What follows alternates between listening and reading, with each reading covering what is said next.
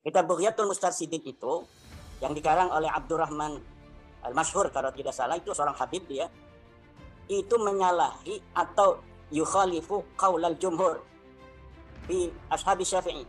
Tidak ada ashab Syafi'i yang berpendapat seperti itu. Bukan daripada Bani Alawi. Menikahi Syarifah sampai hari kiamat ibadahnya ditolak Allah Subhanahu wa taala, terkecuali bisa mengembalikan keperawanan Syarifah.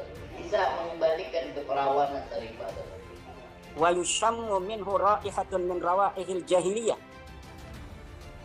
Ini kalau dikembangkan ini berbahaya, apalagi sampai diumumkan, sampai mempermasalahkan di hadapan orang banyak. Nanti kalau orang Indonesia mendengar itu, kemudian merasa, oh kalau begitu mereka menganggap itu rendah, dan sebagainya, dan sebagainya. Nah ini akan terjadi hal-hal yang tidak baik dalam kehidupan sosial, dalam kehidupan berbangsa, bertetangga, dan sebagainya.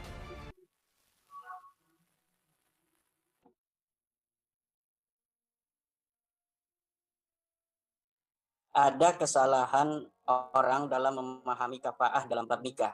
Kafa'ah dalam bab nikah, dalam mazhab Syafi'i itu ada hanya ketika terjadi perselisihan antara anak perempuan dengan ayahnya yang wali mujbir. Jadi begini, dalam mazhab Syafi'i itu ada yang disebut wali mujbir. Wali mujbir itu adalah ayah atau kakek yang dapat memaksakan anak perempuannya menikah. Nah, di dalam masalah ketika seorang ayah menikahkan anaknya tidak dalam keadaan satu kufu dengan cara memaksa ini, maka apabila perempuannya itu tidak mau, maka nikahnya ini tidak sah. Yang demikian itu hanya ketika terjadi perselisihan itu. Tidak kemudian menjadi syartu sihah. Banyak orang yang salah kaprah kemudian menjadikan kafa'ah sebagai syartus sihah, syarat sahnya nikah. Jadi kafa'ah ini hanya sebagai syarat sah, syarat luzum. Namanya syartul luzum, syarat terus atau tidaknya pernikahan. Jadi adanya pun hanya ketika seorang anak perempuan ini tidak menerima dengan calon suami atau suami yang telah dinikahkan oleh wali mujbirnya dalam keadaan tidak sekufu. Kufu di dalam mazhab Syafi'i itu ada dari agama, dari ifah, dari nasab, dari hirfah. Apabila perempuan ini misalnya seorang kaya raya, ayahnya kaya raya, kemudian dipaksakan secara ijbar, secara paksa oleh ayahnya, kemudian ayahnya ini ternyata menikahkannya bukan dengan orang kaya, maka anak ini boleh tidak mau, karena tidak sekufu. Tapi kalau anaknya ini menerima, maka itu tidak menjadi soal. Atau nasab, misalnya anak perempuan ini anak raja. Anak perempuan ini anak seorang raja, kemudian ayahnya dengan hak ijbarnya dia itu menikahkan putrinya ini tanpa sepengetahuan putrinya dengan rakyat jelata. Maka ini kemudian apabila anaknya tidak menerima, maka tidak sah pernikahannya karena dinikahkan secara ijbar dengan yang tidak satu kufu.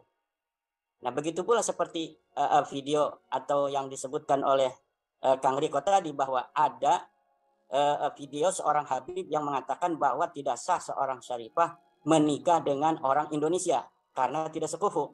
Nah, ini salah paham dalam memahami bab kafa'ah di dalam mazhab Syafi'i. Disangkanya kafa'ah ini adalah sebelum terjadinya pernikahan. Kafa'ah ini diatur di dalam mazhab Syafi'i hanya ketika sudah terjadinya pernikahan secara ijbar oleh wali mujbirnya, lalu kemudian anak perempuannya ini tidak bersedia karena tidak sekufu. Baik di dalam masalah agama, baik dalam masalah ifah, di dalam masalah nasab, dalam masalah hirfah, dan lain sebagainya. Kalau sekufu, walaupun anak perempuannya ini tidak mau tetap sah. Karena seorang ayah mempunyai hak ijbar dalam mazhab Syafi'i. Nah, tidak sah itu hanya ketika anaknya ini tidaklah menerima karena laki-laki itu tidak sekufu. Baik di dalam masalah nasabnya, baik dalam masalah ifah dan tidak ifahnya, misalnya tidak suka sholat, berasal dari keluarga yang tidak ibadah, atau pekerjaannya rendah, atau nasabnya rendah dan sebagainya. Tapi apabila tidak ada penolakan, apalagi ayahnya sejak awal sudah menerima, kemudian si putrinya ini juga seorang yang sayyidah ini juga menerima, kemudian dikatakan tidak sah, ini tidak ada landasannya. Ini tidak ada landasan di dalam agama Islam, khususnya dalam mazhab Syafi'i.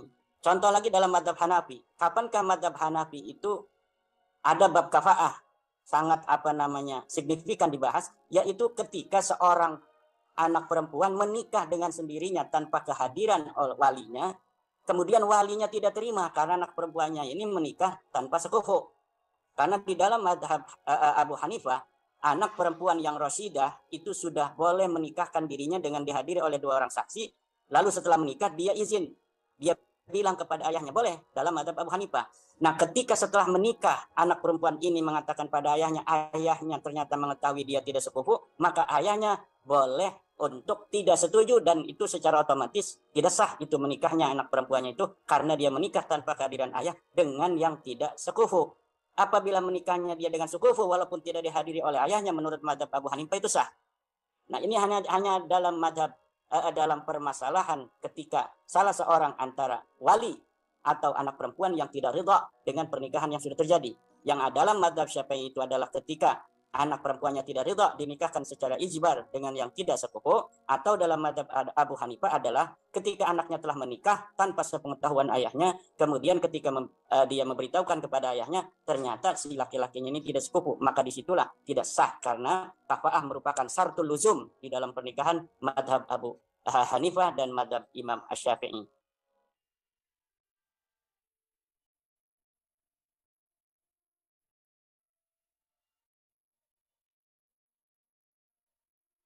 Kitab Bughyatul Mustarsyidin itu yang dikarang oleh Abdurrahman Al-Masyhur kalau tidak salah, itu seorang habib, dia itu menyalahi atau yukhalifu qaulal jumhur fi ashabi Syafi'i. Tidak ada ashab Syafi'i yang berpendapat seperti itu. Maka walaupun di dalam pondok pesantren kitab Bughya itu salah satu yang juga merupakan referensi, tetapi bukan berarti itu semua yang ada di dalam kitab itu bisa untuk dipakai. Apabila pilihan-pilihan masalah dalam Bughya itu yukhaliful jumhur fi ashabi Syafi'i, maka itu bisa diabaikan, termasuk di dalam masalah bab kafaah yang disebutkan oleh Syekh Abdurrahman Al-Masyhur itu, bahwa seorang syarifah tidak sah menikah dengan seorang yang bukan syarif, yang bukan turunan Nabi, itu menyalahi jumhur ulama Syafi'i. Dan kaul itu bisa disebut dengan kaul syad, la yu'tamad wa la yuhtajju bih. Tidak bisa dijadikan hujjah. Kaul yang menyalahi jumhur ashab Syafi'i.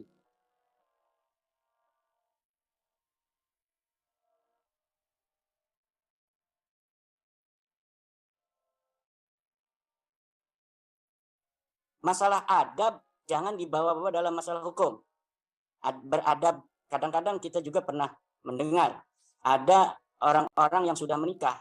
Jadi seorang syarif, seorang syarifah menikah dengan orang Indonesia, bapaknya sudah setuju, perempuannya ini setuju, setelah menikah dipermasalahkan oleh habib-habib yang lain, berlandaskan pendapat dari Syekh Abdurrahman Al-Masyhur ini dalam kitab Bughya. Sedangkan kaul ini la yu'tamad, kaul ini la yuhtajju bih, tidak bisa dijadikan hujjah. Karena apa? Karena yukhalifu jumhurul ashab fi madhhab Syafi'i. Dan apabila ini dikembangkan, bahkan ada yang katanya walaupun diundang ini tidak boleh datang, ya kan?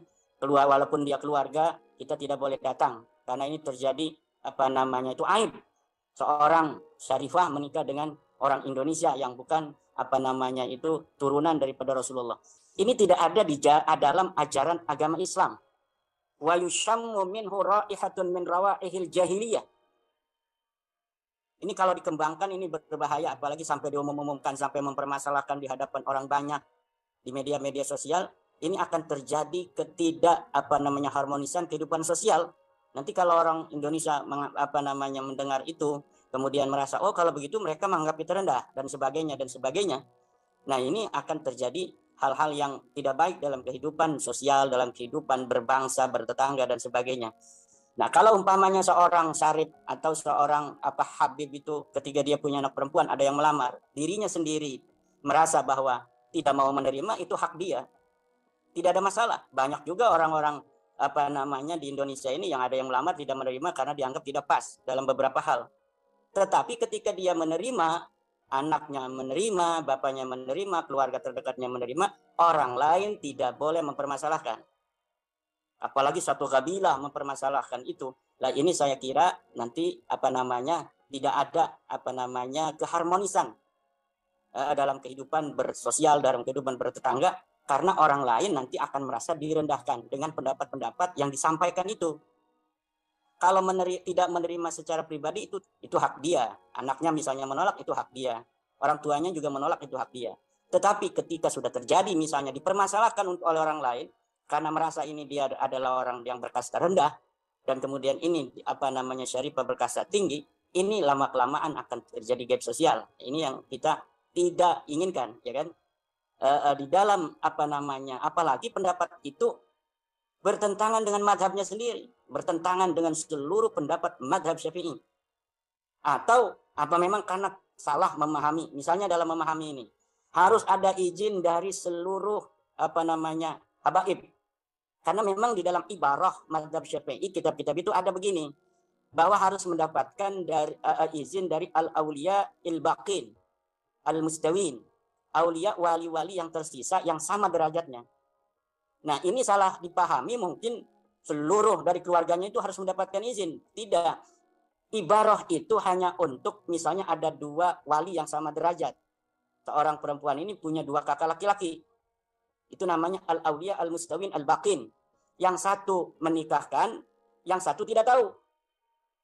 Nah, ketika yang satu tidak tahu ini kemudian setelah pernikahan dia tahu, kemudian dia tidak setuju karena dia tidak sekufu, laki-laki yang dinikahkan oleh kakak laki-laki yang satu ini, maka disitulah dapat tidak sah.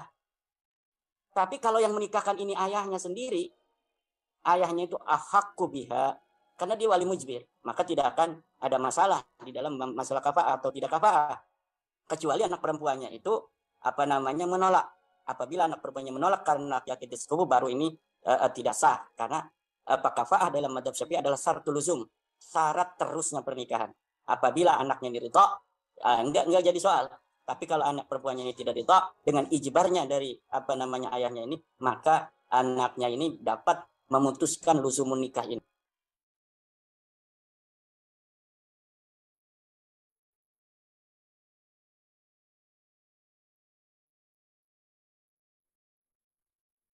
Baiklah, saya tidak bosan-bosan untuk kembali mengambil ayat Al-Qur'an. Allah Subhanahu wa taala ya dalam Al-Qur'an mengatakan, inna akramakum indallahi atqakum. Innal ladzina amanu wa 'amilus solihati ulaika hum khairul bariyah. Segala pemahaman yang bertentangan 2 ayat ini maka ditolak. Apalagi yushamu minhu raihatun min rawaihil jahiliyah. Nanti akan terjadi ketimpangan sosial. Tidak saling harga menghargai, tidak saling hormat menghormati. Akan terjadi ajaran yang tidak sesuai dengan ajaran Nabi, di mana seseorang sekelompok merasa lebih mulia dari kelompok lainnya karena darahnya. Sedangkan ini adalah tidak diajarkan oleh baginda Nabi besar Muhammad sallallahu alaihi wasallam. Lihat di dalam Al-Quran dari ayat pertama sampai ayat terakhir, adakah kemuliaan dilihat dari nasab? Tidak ada. Hadis-hadis Nabi dari berbagai macam kitab-kitab hadis, lihat apakah ada kemuliaan yang diajarkan oleh ajaran universalisme Islam itu, bahwa kemuliaan itu berlandaskan garis keturunan nasab. Tidak ada. Al-Quran di berbagai macam ayat mengatakan bahwa kemuliaan itu berdasarkan iman, berdasarkan takwa. Ketinggian derajat berdasarkan ilmu. Amal saleh itu yang akan menjadikan seseorang menjadi khairul bariyah. Setiap ajaran dan pemahaman yang berbeda dengan itu, maka ditolak dan mardud dari ajaran Islam. Dan inilah ajaran baginda Nabi besar Muhammad sallallahu alaihi wasallam, ajaran Islam. Di Jawa dulu juga begitu. Orang-orang turunan raja tidak mau menikahkan anak-anak perempuannya dengan laki-laki dari rakyat jelata. Di Banten juga sama. Orang-orang Banten merasa keturunan Rasul, turunan raja, tidak mau menikahkan putrinya dengan keturunan biasa. Ini sudah dihapus oleh ajaran Islam bahwa derajat manusia di depan Allah Subhanahu wa taala adalah sama. Yang membedakan adalah takwanya. Yang membedakan adalah amal salihnya. Siapa orang yang mau bekerja keras untuk mendapatkan ilmu, maka dia tinggi derajatnya.